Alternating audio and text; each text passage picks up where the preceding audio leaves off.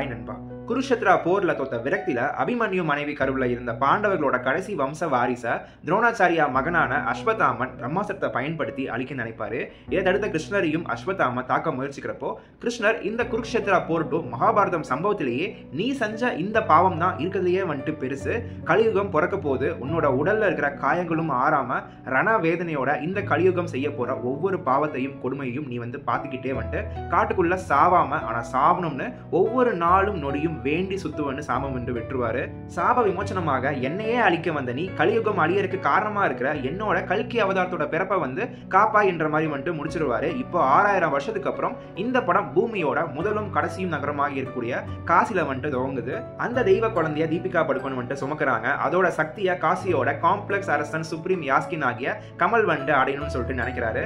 அஸ்வத்தாமன் காக்கற்காக பயணிக்கிறாரு. இதுக்கு நடுவுல அவங்கள யாஸ்கின் கிட்ட புடிச்சு கொடுத்து அந்த ஒரு 1 மில்லியன் பவுண்டியோட எப்படியாச்சும் காம்ப்ளெக்ஸ்குள்ள போயிடணும்னு பைரவா ஆகிய பிரபாசும் புஜியும் கிளம்புறாங்க. ஸோ இதெல்லாம் பேஸ் பண்ணி அதுக்கப்புறம் என்ன நடக்க போகுதுன்றது தான் இந்த கல்கி 2898ங்க. கீர்த்தி சுரேஷ் நடிச்ச மகாநதியை இயக்குனர் நாக் அஸ்வினோட ஆம்பிஷியஸ் விஷன் தான் இந்த பிரம்மாண்டமான படத்தோட முதல் பாகங்க. படத்தோட ஃபர்ஸ்ட் ஹாஃப் முடிச்சு நீங்க வெளியே வரப்போ செம்ம கதை, பட் பிரபாஸோட ஃபேன்ஸுக்காகவும் கமர்ஷியல் வேல்யூக்காகவும் சில விஷயங்கள்லாம் எக்ஸ்டென்சிவா சேர்த்திருக்காங்களே. குறிப்பா அந்த பிரபாஸோட இன்ட்ரோ ஃபைட் லென்த்தை கொஞ்சம் குறைச்சிட்டு புஜ்ஜியும் பைரவாவும் எப்படி இணைஞ்சாங்கன்னு சொன்ன இதே கல்கி சினிமாட்டிக் யூனிவர்ஸை சேர்ந்த அந்த 14 minutes each prime animated series 2 எபிசோட வச்சுக்கலாமேன்ற மாதிரி தோணுச்சு. பிகாஸ் படத்துல அது ஒரு வார்த்தையில கடந்துட்டாங்க. பட் இதுவே செகண்ட் ஹாஃப் முடிச்சு வெளியே வரப்போ மனசு சொன்ன வேர்டிங்கிறது எபிக்கான ஒரு படங்க. இது அந்த மாதிரியான ஒரு கதைங்க. அப்படி ஒரு ஸ்கிரீன் பிளே, அது ஒரு 3 மணி நேரம் ரன் டைம். ஆனா செகண்ட் ஹாஃப்லாம் அவ்வளோ விறுவிறுப்பா பயங்கரமா போயிட்டு இருந்துச்சு.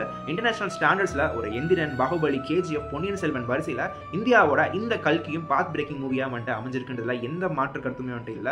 குறிப்பா மகாபாரதம் பிடிச்சவங்களுக்குலாம் இந்த படம் செம்ம ட்ரீட்டாவே இருக்கும். இந்த மூவியை பொறுத்த வரைக்கும் கல்கி அவதாரம் தான் இந்த பெரிய விஷயம். ஸோ பிரபாஸ், கீர்த்தி சுரேஷ் வாய்ஸ்ல புஜ்ஜி, அமிதாப் பச்சன் அவர்கள், தீபிகா படுகோன் மட்டுமே அந்த கேரக்டர் ஆர்க்கான ஸ்பேஸும் ஸ்ட்ராங்கான மொமெண்ட்ஸும் ரெஜிஸ்டர் ஆகுது. இவங்க இல்லாம மற்ற படத்தோட ஸ்டார் கேஸ்டும் ஒரு 6-7 சர்ப்ரைஸ் ஸ்டார் கேமியோஸ்லாம் கூட இருக்கு. ஆனா எல்லாருமே கிட்டத்தட்ட ஒரு கேமியோன்ற அளவுக்கு தான் லிமிட்டட் டைம்குள்ள ஹாய் பாய் சொல்லிட்டு போறாங்க. கல்கி அவதாரத்தையே எதிர்க்கிற ஒரு பவர்ஃபுல்லான ரோல்ல தசாவதாரத்தில் நடிச்ச நம்ம உலக நாயகன் கமல்ஹாசன் ஷாக்கிங்கான ஒரு லுக்ல 10 நிமிஷமே 2ஆம் பாகத்துக்கான ஒரு டீசரை காட்டிட்டு போயிருக்காப்ல. பெர்ஃபார்மன்ஸ் வைஸ் தீபிகா கண்களை வச்சு ஒரு சைட்ல பேலன்ஸ் பண்ண அமிதாப் பச்சன் பிரிஸ்டாப்ல ஐ திங்க் பிங்க் பார்லாக்கு அப்புறம் இந்த படத்துல அவருக்கு ஹெவி மாசுங்க. அதுக்காகவே தெலுங்கு, தமிழ் தாண்டி ஹிந்திலையும் இந்த படம் பயங்கரமா போக போகுதுன்னு சொல்லிட்டு நினைக்கிறேன். ஒரு 4+ இயர்ஸோட ஒரு செம்ம ஹார்ட் ஒர்க் இது. அவ்வளோ ஒரு எஃபர்ட் உள்ள போயிருக்கு. டெக்னிக்கல் டீம்லாம் சூப்பரா பண்ணிருக்காங்க. எஸ்பெஷலி நம்ம சந்தோஷ் நன்னோட ஒர்க் கண்டிப்பா மென்ஷன் பண்ணியே ஆகணும். எவிடென்ட்டா எலிவேட் பண்ணி உயிர் கொடுத்துருக்காப்ல. படம் பார்க்குறப்போ மேன்மார்க்ஸோட சிட்டாடல், இம்மார்டல் ஜோனு அந்த உலகம் நிச்சயமா நமக்கு ஞாபகம் வரும். ஆனா இது நம்ம ஹிந்து மித்தாலஜியோட ஒரு முக்கியமான ஒரு பக்கம் நினைக்கிறேன். அதை சைஃபை கலந்து மாசா கமர்ஷியலா ஒவ்வொரு இந்தியனும் ப்ரௌடா சொல்லிக்க வகையில செதுக்கிருக்காங்க.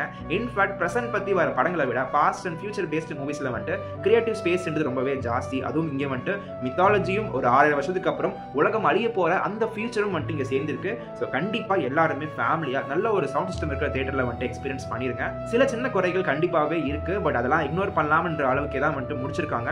உங்களுக்கும் அந்த எபிக் ஃபீல்ன்றது கண்டிப்பா வரும்னு சொல்லிட்டு நம்புறேன். பிரபாஸோட சலாரும் எனக்கு ஓரளவுக்கு பிடிச்சிருந்துச்சு. பட் ஃபைனலி எல்லாரும் அக்செப்ட் பண்ணிக்கிற மாதிரி ஒரு கம்பேக் பாகுபலிக்கு அப்புறம் பிரபாஸ்க்கு கிடைச்சதையும் நான் ரொம்பவே ஹாப்பி. அவருமே செம்மையா பண்ணிருக்காரு. முடிஞ்சா பைரவா அண்ட் புஜ்ஜி என்ற அந்த பிரைம்ல இருக்கக்கூடிய அந்த 2 அனிமேட்டட் எபிசோட் பார்த்துட்டு போங்க. Hats off to director Nag Ashwin. Can wait for part 2.